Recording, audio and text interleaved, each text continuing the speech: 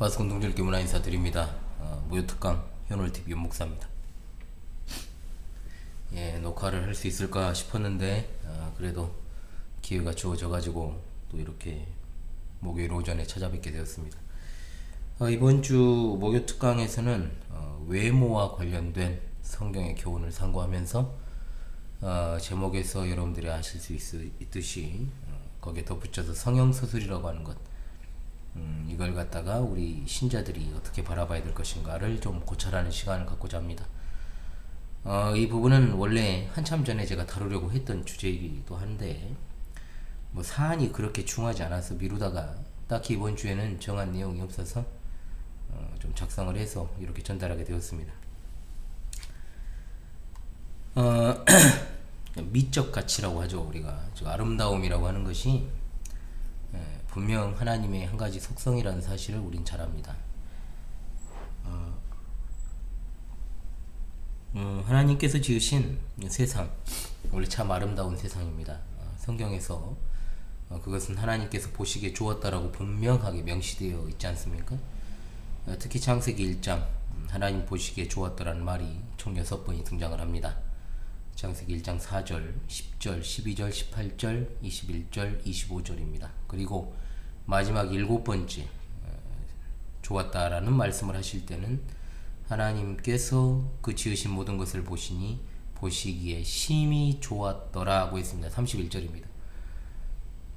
지금이야 참 맑고 청명한 하늘 보는 것이 좀 귀한 일이 되었습니다만은 분명 맑고 청명한 하늘, 그리고 멋진 산, 평야, 울창한 나무들과 숲, 산에 한번 가고 싶네요. 또 이런 말 하니까 아름다운 강들과 계곡, 골짜기들, 그리고 맑고 푸른 바다.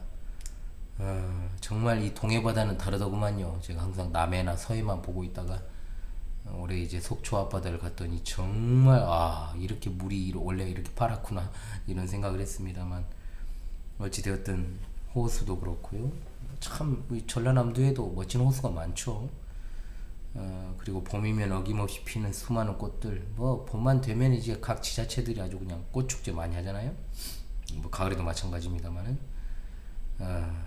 그리고 물론 요즘은 꽃의 이제 개화 시기도 그때그때 달라집니다만은, 적어도 우리가 어린 시절 봄이 되면 어김없이 이 꽃이 동시다발적으로 피는 게 아니라 순차적으로 이제 피는 꽃들을 생각해 보면 어떻습니까?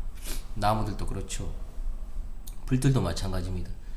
추나 추동 계절에 따라서 산과 들판은 색을 달리합니다. 저는 개인적으로 알록달록 옷을 갈아입는 가을보다는 5월에 참으로 티 없이 푸르른 사냐를 좋아합니다. 제 개인이 그렇다는 거예요. 요즘 가을보다는 좀 봄을 더 좋아하니까요. 어찌되었든 사냐가 그렇다는 겁니다. 아름다운 각양 색깔의 새들, 또 자연에서 정말로 우리가 한 번쯤은 아무런 정말 생각 없이 지저귀는 그 새소리, 그리고 계곡의 물소리, 바람 소리들을 한번 들어보십시오. 뭐 심리 치료가 따로 없죠. 크고 작은 들짐승, 물고기, 이른바 이제 삼라만상이라고 하는 이 모든 것들이 하나님께서 창조하신 아름다운 세상의 모습입니다. 그래서 우리는 참 아름다워라 주님의 세계는 이라는 찬송을 부르죠. 자, 그렇다면 그 가운데서 이제 하나인 사람, 우리가 주목해야 될 것은 바로 사람 아니겠습니까? 사람은 그 가운데서도 가장 아름다운 존재로 창조되었습니다. 물론 미적 기준이라고 하는 것은 다 다를 수 있습니다만은, 우리가 기본적으로 아름답다라고 하는 보편적 기준에 비춰볼 때 모든 사람의 외양이 다 아름답지는 않지만, 분명한 것은 처음 창조된 원래 사람의 모습은 심히 아름다웠고, 천국에서 영생할 사람의 모습도 분명 궁극적으로 그러할 것입니다. 성경에는 미인들이 많이 등장합니다. 믿음의 조상 아브라함의 아내 사라, 대표적이죠. 나이가 상당히 많았을 때까지도 그 젊음과 아름다운 외모를 지닌 여인이었다. 아브라함의 행적을 통해서 그걸 우리가 발견하게 됩니다. 또 그 다음 때 이삭의 아내 리브가도 그랬습니다. 야곱의 아내 라헬도 그랬습니다. 동방의 의인이라 불리던 욥의 딸들도 성경에 매우 아름다웠다라고 기록되어 있음을 우리가 보게 됩니다. 사람들은 이러한 어떤 창조 세계를 갖다가 이 아름다움을 예술의 이제 영역에서 표현하고 나타내죠. 그런데 사실 예술적인 아름다움이라고 하는 것도 하나님으로부터 비롯된 것입니다. 하나님께서는 지상에서 어떤 훌륭한 미술가, 유명한 또 조각가보다 뛰어나십니다. 가장 훌륭한 음악가보다 훨씬 더 음악적이신 하나님이십니다. 하나님께서는 우주 만물을 다양한 색상과 모양으로 단장을 시키셨고 다양한 음색과 또 소리로 또 장식하셨음을 우리가 보게 되죠. 제가 일전에 말씀드린 바가 있습니다만 가장 훌륭한 악기는 사실상 사람의 목소리라고 말씀드린 적이 있습니다. 사람 중에는 남성과 여성의 정말 아름다운 어떤 목소리를 우리가 듣게 되면 정말로 이 말이 실감이 날 것입니다. 진짜 악기는 그야말로 그 사람의 목소리를 더 돋보이기 위한 보조적 수단에 불과합니다. 하나님께서 만드신 가장 훌륭한 악기와 같은 것이 바로 사람의 목소리고 그 사람 자체라고 하는 것입니다. 사람들이 자신들의 몸을 갖다가 아름답게 단장하려는 것은 인간이 가진 기본적인 속성이 아닌가 합니다. 머리도 아름답게 단장하고 얼굴에 화장도 하고 또 옷도 아름답게 입으려고 하죠. 그것은 하나님께서 주신 인간이 가지고 있는 미적 감각에서 자연스럽게 나오는 현상이다 라고 볼 수 있겠습니다. 그런데 성경은 분명 이 문제에 대해서 교훈을 합니다. 어떤 교훈을 주실까요? 외모를 단정하게 하는 것은 맞나? 너무 사치스럽게 하지 말고 외모의 단장보다는 내면의 단장에 힘쓰라고 교훈합니다. 이에 대한 대표적인 말씀이 성경 디모데전서 2장 9절로 10절입니다. 또 이와 같이 여자들도 단정하게 옷을 입으며 소박함과 정절로서 자기를 단장하고 따은 머리와 금이나 진주나 값진 옷으로 하지 말고 오직 선행으로 하기를 원하노라. 이것이 하나님을 경외한다는 자들에게 마땅한 것이니라. 또 관련 구절이 있습니다. 베드로전서 3장 3절로 4절입니다. 너희의 단장은 머리를 꾸미고 금을 차고 아름다운 옷을 입는 외모로 하지 말고 오직 마음에 숨은 사람을 온유하고 안정한 심령에 썩지 아니할 것으로 하라. 이는 하나님 앞에 값진 것이니라. 아멘. 자, 이 말씀들은 분명히 머리를 단장하는 것과 금은 보석으로 치장하는 것과 값비싼 옷을 착용하는 것을 성도답지 않은 행위라고 교훈합니다. 베드로전서 3장 3절에 나오는 머리를 꾸민다는 말은 디모데전서 2장 9절에 머리를 닦는다는 말과 비슷한 뜻을 가진 단어입니다. 같은 이제 어원에 있다는 거죠. 얼굴에 화장을 하는 것도 또 같은 원리라고 볼 수 있겠습니다. 물론 이 말씀들은 1차적으로 여성들에게 주신 교훈입니다만 남성에게도 똑같은 원리가 적용이 됩니다. 오해해서는 안 되는 게 뭐 외적 단장이 전혀 이제 뭐 불필요하다 이런 뜻은 아닙니다. 그러니까 극단으로 가게 되면 또 아무것도 안 하는 게 하나의 율례가 되어서 그것이 더 좋은 신앙인 것처럼 비춰지고 착각할 수 있지만 절대 그거 아닙니다. 아니에요. 분명히 사람이라면 여성을 기준으로 했을 때 20, 30대의 고운 피부가 40대 이후에도 계속되는 거 아닙니다. 특히 요즘에는 이제 어린 10대 여학생들조차도 뭐 전혀 어울리지 않은 메이크업을 하고 그 나이에 맞지 않은 복장을 하는 경우가 있죠. 안 예뻐요. 진짜 안 예쁘죠. 나이에 맞지 않은 옷을 입으면은 자기들은 그것이 멋지다, 그 자기를 과시하는 수단이라고 생각할지 모르지만은 어리니까 또 그러겠지만 전혀 안 예쁘죠. 아름다움에 역행하는 모습이기 때문에 안 예쁜 겁니다. 그래서 어떻습니까? 여성이라 하면 보다 젊을수록 오히려 이제 좀 어린 신부일수록 신부 화장이 원래 아름다움을 더 가려버리는 경우도 있습니다. 메이크업을 잘 하시는 분에게 이제 신부 화장을 받으면 상관이 없는데 오히려 그 아름다움을 가려버리는 경우들이 있죠. 그러니까 뭘 해도 젊음보다 더 값진 것이 없다는 말이 그래서 나오는 것 같습니다. 요즘은 여러분 결혼식장 가면은 연식들이 다 있잖아요. 어쩔 수 없이 이제 그게 사회적인 현상이다 보니까. 그런데 어떻습니까, 여러분? 저도 그래요. 나이가 드니까 이제 확실히 이제 보습이 많이 필요한 것 같아요. 건조해지고 좀 까칠해져요. 그렇죠. 젊을 때야 그냥 반반하잖아요. 진짜 뭐 날을 새도 별로 막 티가 많이 안 나고 그랬는데 이제는 건조해지고 제가 연애 초창기만 하더라도요 진짜 팽팽했거든요.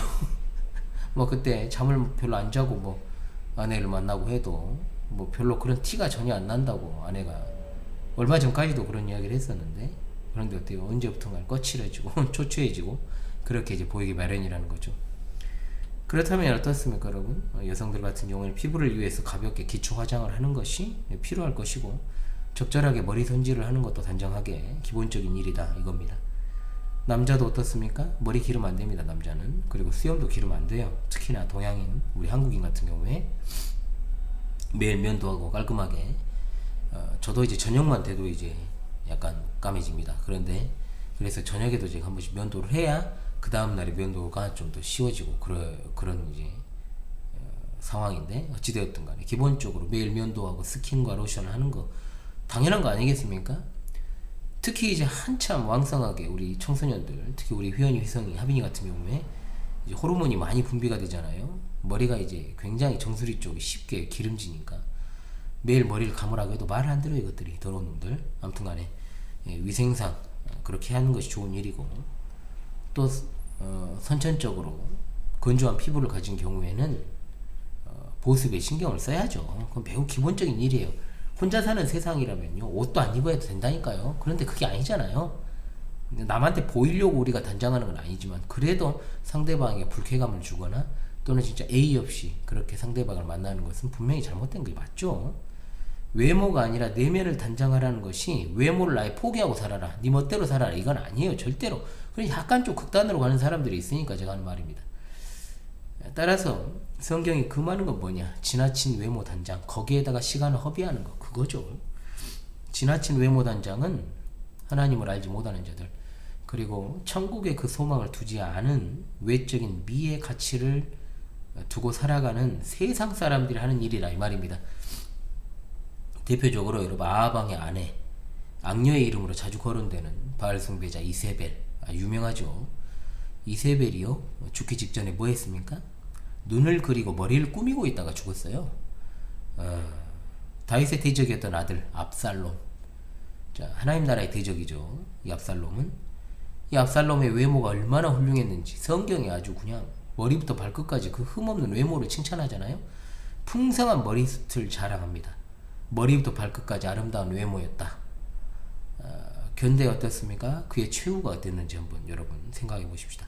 그 풍성한 머리카락이 그 죽음의 원인이 되었다는 걸 우리는 사무엘하 18장 9절에서 발견합니다. 압살롬이 다윗의 부하들과 마주치니라.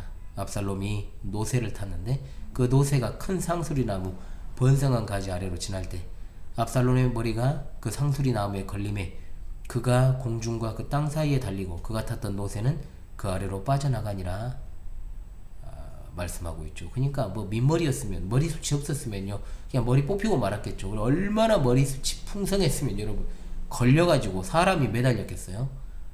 참 진짜 비참한 최후를 맞이했죠. 장차 주 예수 그리스도의 재림으로 올 영광스러운 세상, 더없이 아름다운 세상을 바라며 사는 성도는 외모 단장에 너무나도 큰 의미와 가치를 두지 않을 것입니다.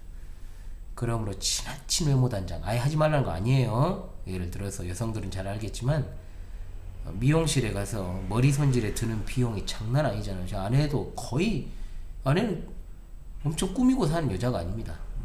정말로 연애 초창기 때부터 시작해가지고 지금까지 그냥 수수한 차림으로 그냥 항상 다니고, 뭐 꾸미고 뭐 그런 거 없어요. 그냥 기초적인 것만 하고 그냥 다니죠. 자, 그런데 뭐 한 번씩 미용실 가면 진짜 그 금액이 어마어마하더라고요.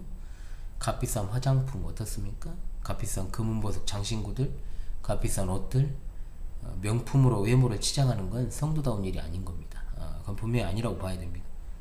또 여성이나 남성이 머리를 완전하게 탈색을 해가지고 이상스러운 어떤 색깔로 물을 들인다거나 얼굴에 파운데이션을 너무 많이 해가지고 거기에 더해가지고 지나친 색조 화장, 특히 이세벨처럼 눈화장을 짙게 하거나 자, 입술에 지나치게 루즈를 짙게 바르거나, 우리 보통 쥐자 먹었냐 그러죠. 손톱에 짙은 색 매니큐어 막 칠하는 거, 뭐 좀 막 굉장히 막 네일이 막 유행했지 않습니까 한때. 요즘도 그러는데, 또 남자가 또 화장을 하는 모습, 과연 하나님을 경외하며 내세에 소망을 둔 성도들로서 적절한 모습인가 싶고, 또 이제 몸에 타투하는 거, 역시 다른 거 다 떠나가지고요 자기 만족과 미용을 목적으로 하는 것이잖아요. 이 타투라고 하는 것이.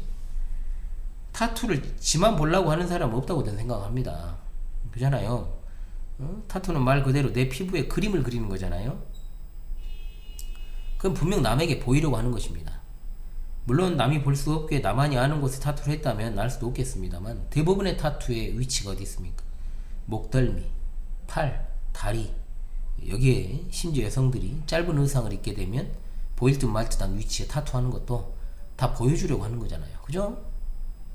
이 타투라고 하는 것에 대해서 사회적 거부감이 굉장히 심한 나라죠, 우리나라가. 저는 그것을 다 떠나가지고 뭐 굳이 이제 문신한 사람들에 대해서 이야기할 필요는 없습니다. 전 굉장히 싫어하는데 어찌됐든 저는 문신한 사람은 일단은 좋게 보질 않습니다. 어쩔 수 없어요. 편견이지만, 그것도 편견이지만 선입견이지만은 좋게 보지 않습니다. 어쩌겠어요. 제가 지금껏 선례가 좋은 사람이 없었기 때문에 전 그래요. 어찌되었든. 그리고 다 떠나가지고 타투가 과연 경건한 신자로서 그것이 할 짓이냐 여기에 대해서는 강한 의문이 있습니다. 저는 해서는 안 된다고 봅니다. 신자는 타투 같은 거. 그림은 도화지, 글씨는 노트에 쓰는 게 맞죠. 사람 몸은 그런 행위를 하는 것이 아니에요. 이후에 성형 이야기도 하겠습니다만은, 자, 사람 몸은 그런 행위를 하는 게 아닙니다. 오히려 성경에는 이교도들이 자신들의 종교적인 목적으로 몸에 문신하는 행위들이 나오잖아요. 마땅히 적어도 경건한 그리스도인이 타투를 한 것은 전 본 적이 없습니다. 예, 분명하죠. 옷에 대해서도 성경은 교훈합니다. 단정하게 옷을 입으라고 교훈했죠. 디모데전서 2장 9절에 단정한이라는 말은 아담하다, 품이 있다, 그리고 수수한이라는 뜻을 가지고 있습니다. 하나님께서는 성도들이 아담한 옷, 그리고 단정한 옷, 수수한 옷을 입기 원하시죠. 그런데 요즘은 여성들이 어떻게 하면 노출을 더 많이 할까, 그걸 갖다 고민하는 것 같아요. 그렇게 이제 옷을 입는 것 같습니다. 뭐 밖에를 많이 제가 돌아다니질 않으니까 뭐 여성들의 옷을 볼 일이 많이 없습니다만은, 어찌됐든 이제 크롭티나 속이 비치는 옷, 또 가슴골이 보이는 움푹 패인 옷, 속옷을 겉옷에 걸치고 다니더라고요. 뭐 이런 것은 성도가 입을 옷은 아닙니다. 분명하죠. 아울러 성경에는 여자는 여자다운 옷을 입고 남자는 남자다운 옷을 입으라 교훈이 있습니다. 신명기 22장 5절, 여자는 남자의 의복을 입지 말 것이요 남자는 여자의 의복을 입지 말 것이니라. 이같이 하는 자는 내 하나님 여호와께 가증한 자리냐. 당연합니다. 이게 뭐 구약의 어떤 규례에 해당한 것이기 때문에 지금은 어떻습니까? 해당되지 않는다라고 이렇게 생각할 수 있는데, 아닙니다. 여자 옷이 따로 있고 남자 옷이 어떻게 따로 있을 수 있냐 주장하면서, 요즘 뭐 그와 상관없이 남녀가 같이 입을 수 있는 옷이 나오는데 뭐가 문제냐고 반문할 수 있지만, 이 말은 여러분 곡해하면 안 되죠. 여자는 여자답게, 남자는 남자답게 있는 게 정상이에요. 남자가 치마 입고 다니지 말라는 겁니다. 그죠? 거기에 따른 코디까지 제가 언급할 수는 없어요. 그것은 적어도 성도들 스스로 판단할 수 있는 영역이다 라고 볼 수 있습니다. 성경은 성도들에게 외적 단장을 조심하고 내면적 단장에 힘쓰라고 분명히 교훈합니다. 특히나 여성도들이 소박함과 정절과 온유와 안정된 심령과 선행으로 단장하라. 가끔 가다 보면 진짜 교회에 정말 별스럽게 입고 오는 사람들이 있는데, 정말 그거는 제발 단정하게 입어야 됩니다. 소박함이라는 것은 부끄러움을 아는 마음입니다. 정절이라 하면 조심하는 마음이고요. 안정한이라는 말은 조용한이라는 뜻이에요. 그러니까 부끄러움을 알고 조심하고 조용해야 된다. 부끄러움을 아는 마음, 조심, 단정, 부드럽고 조용, 그리고 선행, 이것이 바로 여성의 참된 아름다움이라고 말하고 있죠. 얼굴만 이쁘다고 여자냐, 세상 노래도 있잖아요. 자, 그런데 어떻습니까 여러분? 오늘날에는 세상의 아름다움의 기준이 많이 변질되어 버렸죠. 세상은 어떤 유혹적인 미라고 합니다. 이걸 갖다 좋아합니다. 아까도 말씀드렸습니다마는 많은 여성들이 자기 몸의 노출을 부끄러워하지 않아요. 부끄러워하는 게 정상인데, 사람들은 성적 매력이 있다, 굉장히 수치스러운 말이잖아요. 이게 그잖아요. 무슨 없어 여성도 아니고 그러잖아요. 이런 말을 부끄러움 없이 사용하는 것처럼 보이고, 또 노출이 심한 복장을 즐겨하는 세상. 오늘날의 경향이 아니라 아주 예전부터 있었죠. 잠언 7장 10절로 11절 창녀가 그 특유의 옷을 입고 떠들고 억세고 그 발이 집에 머물지 않는다. 그러니까 창녀 복장이라 하면 자극적이고 음란한 복장을 말하는 거죠. 근데 그런 복장을 하고 다닌다는 세상입니다. 지금 여성들이. 또한 에스겔 23장 40절 창녀들이 눈썹을 그리며 스스로 단장한다라고 표현하죠. 이거 시사하는 바는 크다고 봐요. 오늘 시대의 풍조, 짧은 치마, 그리고 어깨나 가슴이 파인 옷, 스키니진에 이어서 이제는 레깅스를 갖다가 입고 다녀요. 이건 성도의 복장이 아닙니다. 이건 뭐 다 떠나가지고 속옷을 입고 다니면 안 되잖아요. 정상적인 사람이라면 속옷 입고 다니지 않습니다. 레깅스를 입어야 된다면 반바지 입어야죠. 당연한 거예요. 그거는 기본. 성도는 이런 풍조를 갖다가 대항해야 됩니다. 또한 여성도들의 치마는 그 무릎이 그 기장이 무릎 아래로 가는 것이 더 좋다라고 볼 수 있겠습니다. 예술의 영역도 그래요. 예술은 도덕적으로 이제 중립적인 요소도 있겠습니다만 사람의 죄성 때문에요. 죄악된 요소들이 상당히 많아요. 그러니까 과거에는 어떻습니까? 여러분 저 중학교, 고등학교 그리고 대학교 때만 하더라도 어떤 외설 시비가 상당히 많았거든요. 그런데 오늘날에는요 돌이켜보면 아무것도 아닌 거 이렇게 돼버린 세상. 그럼 뭡니까? 그만큼 이 부분의 기준이 애매하다 이 말입니다. 특히 오늘날의 음악이나 연극이나 영화 하나님께서 주신 아름다움 없죠. 무질서하고 음란하고 부도덕한 요소들이 여과 없이 너무나도 많이 투영되어 있습니다. 성도들은 변질되고 부패되는 아름다움을 멀리하고 순수한 아름다움을 추구할 필요가 있습니다. 흔히 이런 말 합니다. 숨기면 오히려 더 끌어오르게 만드는 것이므로 적당히 오픈하는 것이 좋다. 인간에게요 적당이라는 게 있을 것 같습니까 여러분? 없어요. 오늘날 그릇된 성적 풍조 그리고 문화들이 성적 개방이라고 하는 풍토에서 다 나온 것이고 이제는 그 수위를 넘어버렸어요. 이미 넘어버렸습니다. 그러니까 어떤 일에 대해서는 개방 자체가 부적절한 것이 될 수 있습니다. 특히 어떤 문화? 성문화가 그렇습니다. 개방하면 할수록 더 그릇되고 왜곡된 방향으로 극단으로 치닫게 되는 것이 바로 그쪽입니다. 그 끝은 무엇이겠습니까? 그러니까 이상한 놈들 천지죠. 그러니까 정신적으로. 자, 이런 세상 속에 살고 있는 성도들은 당연히 자신의 외모의 단장을 넘어서 이 세상의 가치 기준적인 아름다움을 위한 가장 궁극이라고 할 수 있는 성형수술 해서는 안 됩니다. 그것은 별말을 다 갖다 붙여도요 자신의 어떤 세속적 욕망을 위해서 하는 것일 뿐 우리 인간에게 중요한 건 이미 말씀을 드렸던 것처럼 내면의 단장이지 외모가 아니기 때문입니다. 하나님께서는 사람의 외모를 보지 않으시고 그 중심을 보신다라고 분명히 말씀하시죠. 그렇다고 해서 성형수술 자체가 악한 것이라고 말하는 건 아닙니다. 왜? 성형이라고 하는 것의 긍정적인 측면이 그 안에 들어있으니까요. 기형적인 모습을 바르게 교정하기 위한 것. 일상생활에 불편을 줄 정도의 어떤 상황에서 성형수술은 분명 치료의 목적으로 할 수 있습니다. 얼굴에 흉터가 있어요.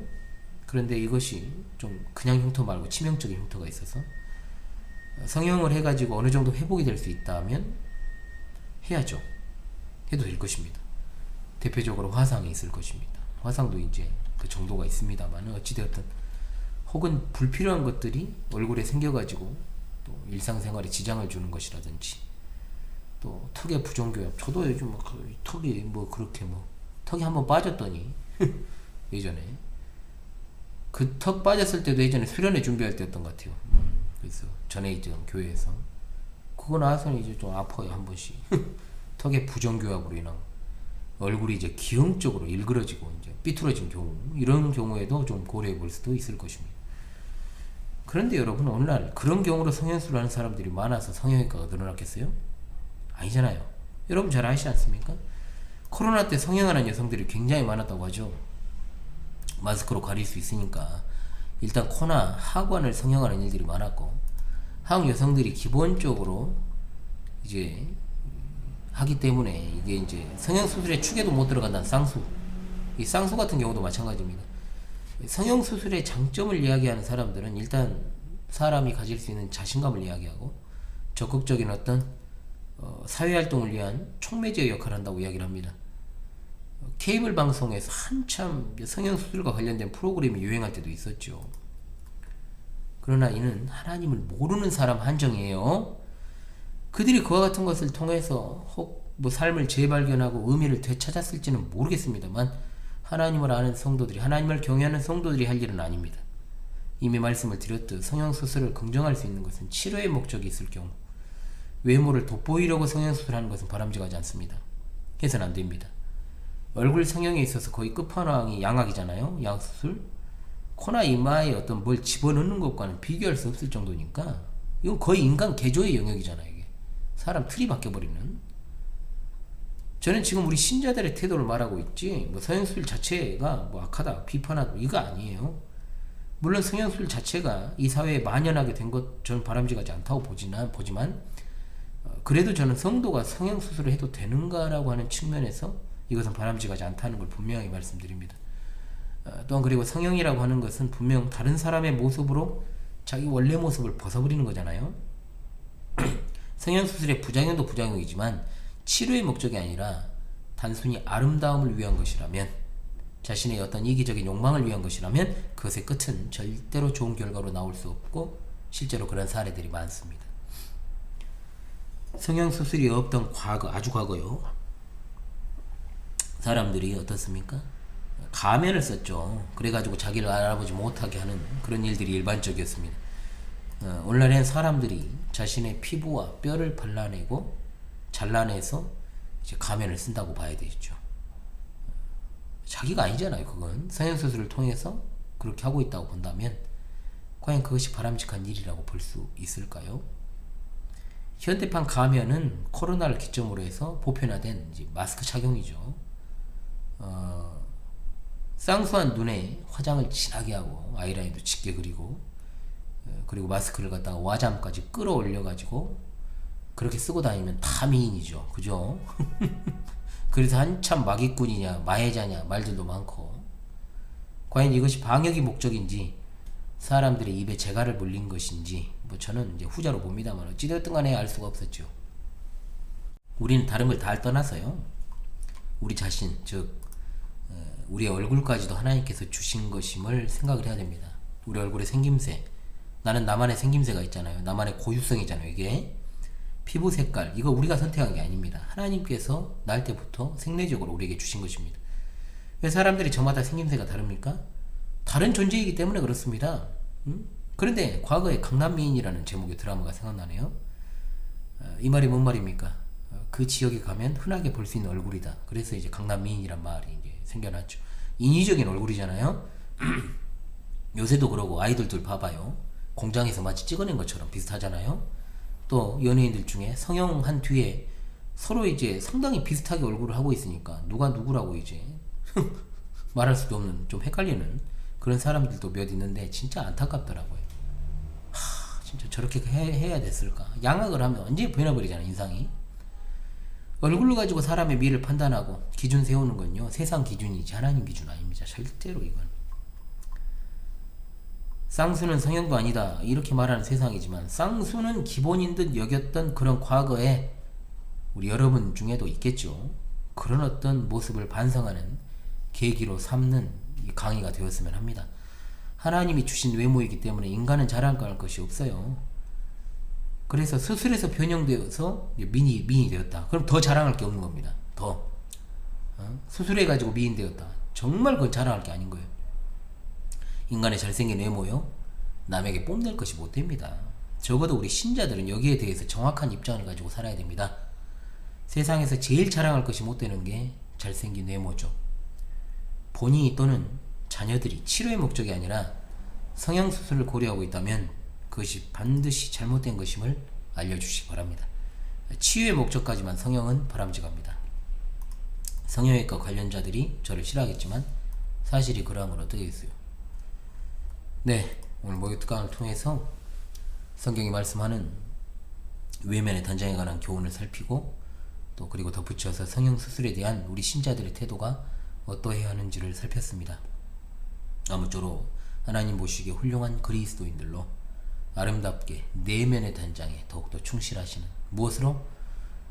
성경과 그 안에 있는 신앙 고백과 교리들로 더욱더 우리가 꾸미고 그 안을 내실을 다지고 그렇게 살아가시기를 바랍니다. 그렇게 그렇다고 해서 아예 뭐 외모 단장하지 말라는 건 아닙니다. 분명히 해야 되죠. 예를 들어서 여러분 목사가 수염 더불어 길어가지고 여러분 머리만 흥크러져가지고 막 얼굴 더러워가지고 막 나와가지고 설교하면 되겠어요? 당연하잖아요 그거는. 그래도 그 막 그래도 추종자들은 신령하다고 하면서 좋아하겠죠. 뭐 그런 경우도 봤습니다만 그건 아니라는 거예요. 그건 아닌데 단정하게 해야 된다는 거죠. 분명히 단정하게. 자, 앞선 제가 말씀드렸던 것들을 잘 참고하시면서 내면의 단장에 충실하시며 정말로 사람을 외양으로 보지 않으시는 하나님을 따라 살아가신 여러분 되시기 바랍니다. 바깥에 공사를 하는지 큰 차량들이 왔다 갔다 합니다. 난리가 아니에요. 좁은 골목인데 어찌되었든 여러분 이번 주 목요 특강은 외면의 단장 그리고 내면의 단장 성형수술에 대해서 잠깐 살펴봤습니다. 지금까지 목요 특강 현월TV 목사였습니다. 여러분 감사합니다.